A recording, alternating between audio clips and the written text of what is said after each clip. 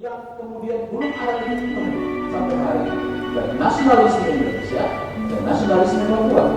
Orang Papua masih berpandangan bahwa nasionalisme Indonesia itu tidak menjadi bagian integral dari diri mereka sampai hari ini. Pendekatan-pendekatan yang menggunakan sistem militerisme, pendekatan-pendekatan yang tidak memberdayakan rakyat Papua, pendekatan-pendekatan berkaitan dengan cara pandang mengatakan orang Papua separatis itu kemudian harus dimusnahkan kalau boleh. Karena inilah yang melahirkan. Saya selalu bilang begini, siapa sebenarnya yang memunculkan separatis di Papua? Betul.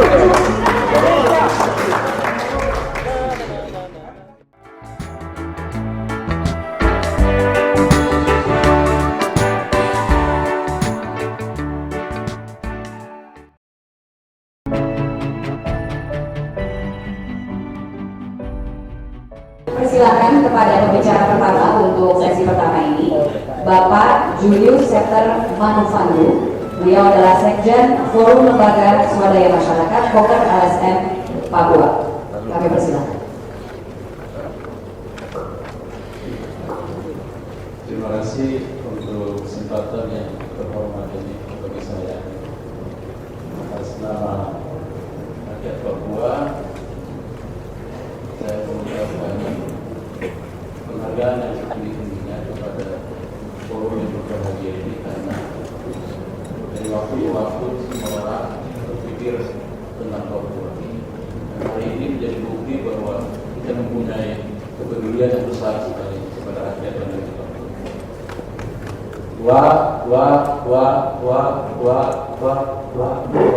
Salam sejahtera untuk kita semua. Itu adalah salah satu ucapan rasa haru, rasa berterima kasih, rasa terhormat, karena hari ini forum berbahagia ini bisa kemudian ditempatkan untuk membicarakan sesuatu yang luar biasa untuk kepentingan rakyat. Saya akan memulai menceritakan pandangan saya secara pribadi tapi secara organisasi terhadap apa yang saat ini dialami oleh rakyat. Saya minta maaf Pak Poin tidak bisa muncul di sini, tapi saya berharap paper saya sudah ada di tangan Bapak Ibu sehingga kemudian bisa.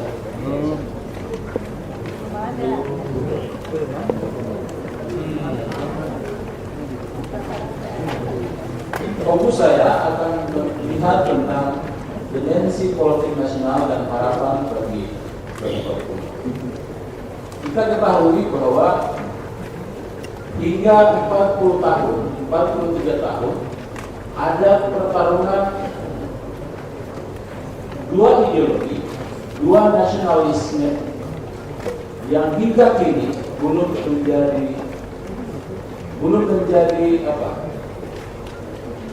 ada titik temu, karena dua posisi nasionalisme ini kemudian berdiri di sudutnya masing-masing.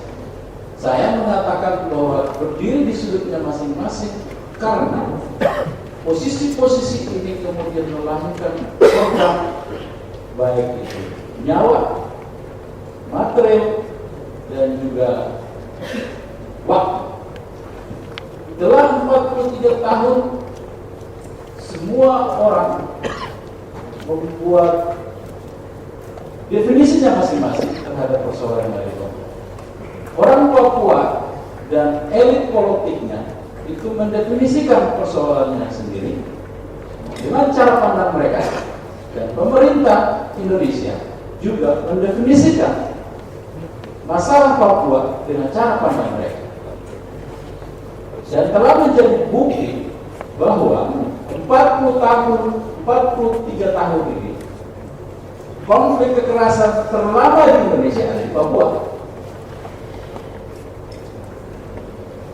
Akibat dari pertarungan nasionalisme Papua dan juga nasionalisme Indonesia, hari ini menjadi bukti juga bahwa nasionalisme Papua belum dianggap menjadi penting untuk menjadi penyokong atau tonggak dari bangsa Indonesia, tetapi dilihat sebagai ancaman disintegrasi bangsa. Di manakah yang kita bilang kebinekaan kita? Apa sih yang kita maksud dengan kebinekaan kita? Kalau kebinekaan kita hanya didekatkan secara bentuk fisik, pikir distorsi sejarah bangsa ini. Ini yang kemudian mesti menjadi perjuangan kita bersama.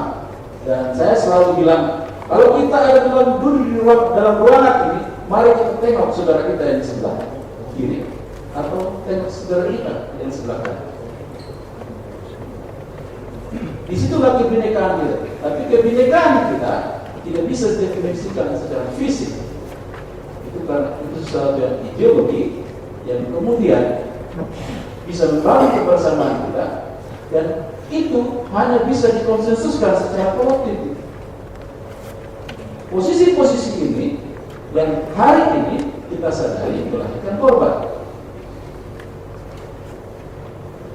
Pertanyaannya adalah, apakah selama ini atau sudah sejauh mana nasionalisme Indonesia itu diimplementasikan di Papua?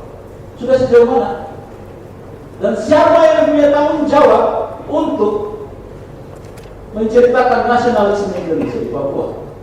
Dan hari ini banyak sekali generasi-generasi Papua. Ini saya cerita realitasnya.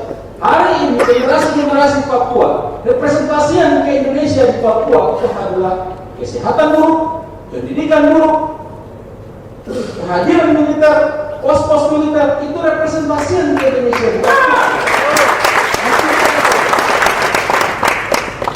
Dan yang lebih parah lagi, hilangnya harapan, ketidakadilan sosial, itu representasi Indonesia di Papua. Ini yang kemudian menurut saya secara pribadi dan lembaga mesti kemudian didefinisikan secara baik. Karena apa? Kalau mau dilihat hari ini Papua sangat mudah untuk dibangun.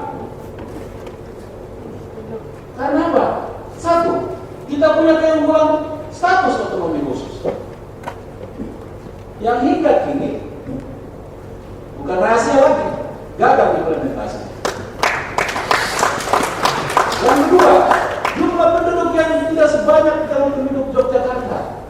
Kita punya penduduk Papua 3 juta. Itu sudah mix dengan saudara-saudara kita yang lain. Kalau jumlah penduduk Papua saja 1,7 juta jiwa.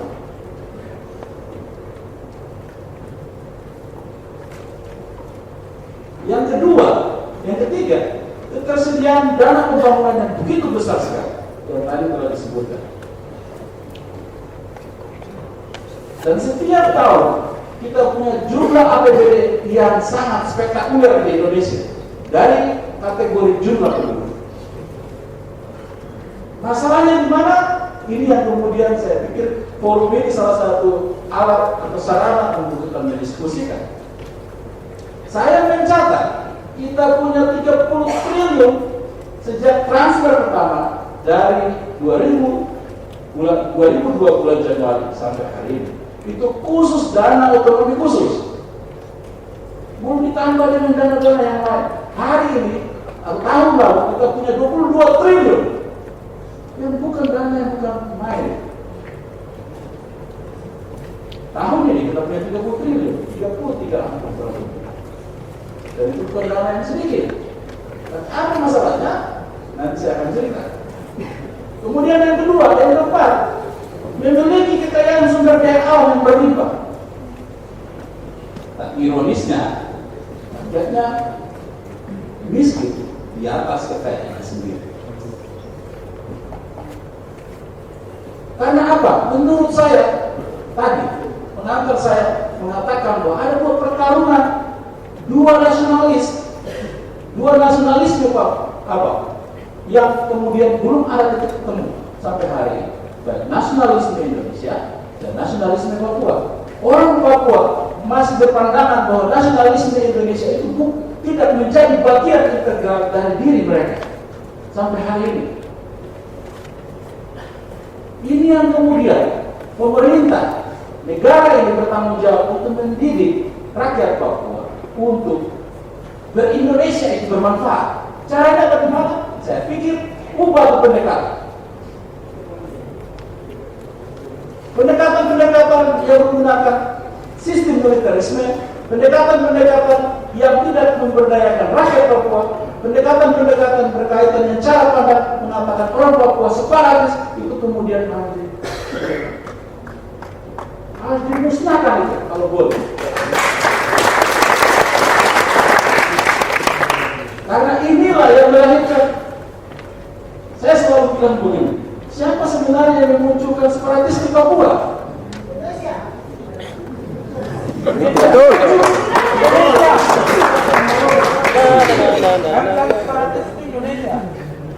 Yang memunculkan separatis di Papua itu negara ini, saya bilang.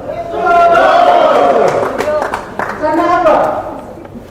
Dengan membuat kebijakan-kebijakan yang tidak berpihak kepada masyarakat dan kemudian memikirkan rakyat Papua kemudian bangkit untuk melihat, karena telah sadar melihat ketidakadilan yang terjadi. Ini yang kemudian saya pikir ubah pendekatan untuk membangun Papua.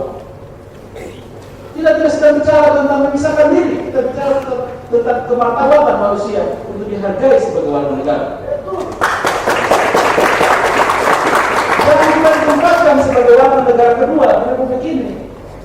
Karena kita bagian terpenting, tonggak terpenting, tiang terpenting juga dan menyokong bangsa ini. Itu permintaan kita, sederhana sekali.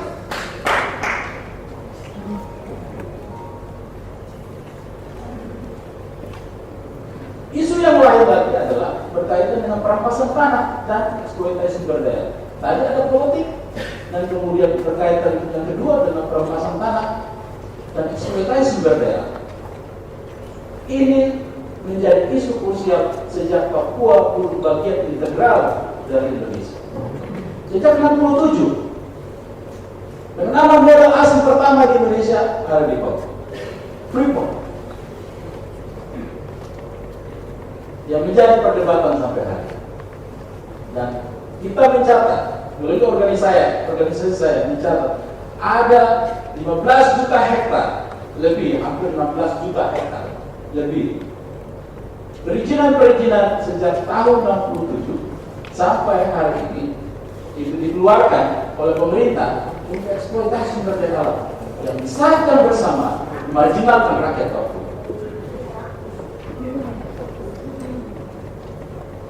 Ada kurang lebih 142 perusahaan yang sedang beroperasi di tanah hak wilayah masyarakat adat Papua. Resmi. Kita belum hitung yang ilegal itu. Karena yang ilegal itu terlalu banyak. Karena ada bisnis yang lain yang melibatkan di situs negara.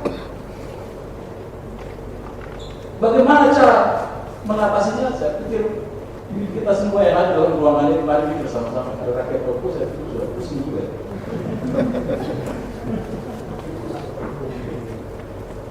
Kalau sebenarnya kalau ada slide saya bawa sedikit peta di mana pentampilan wilayah tanah Papua. Jadi dari 42 juta hektar Papua, luas Papua dan Papua Barat, tinggal ada 25% yang tersisa.